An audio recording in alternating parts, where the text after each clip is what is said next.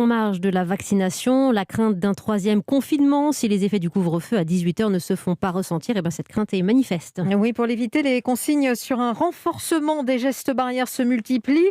Dès ce soir minuit, un test PCR négatif de moins de 72 heures sera réclamé pour l'entrée en France des voyageurs en provenance d'Europe.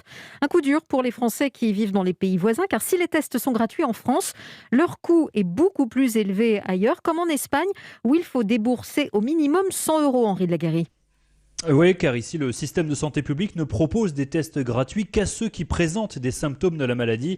Fred Naon est cadre, il a choisi de vivre à Barcelone, mais son entreprise est basée à Paris. Il a un vol lundi pour Roissy, il a fallu qu'il s'organise rapidement.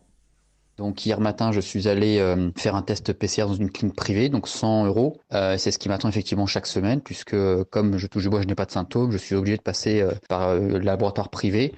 Et en Espagne, c'est entre 100 et 120 euros, alors qu'en France, les mêmes tests sont complètement gratuits et pris en charge par la sécurité sociale.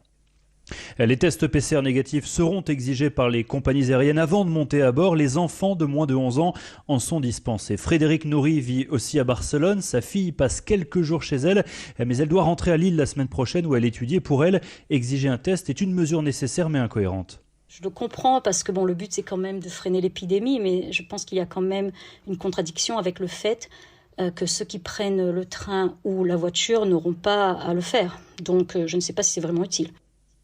En effet, pas de test exigé pour ceux qui arrivent en France par la route ou en train. En avion, attention, en plus du test PCR, il faut s'engager à respecter à l'arrivée en France une quarantaine d'une semaine, à l'issue de laquelle il faut se tester une deuxième fois. Merci Henri de la Garry, correspondant d'Europe 1 en Espagne. Et les contrôles aux frontières françaises ont lieu surtout dans les ports et les aéroports. Les travailleurs frontaliers en seront en revanche exemptés.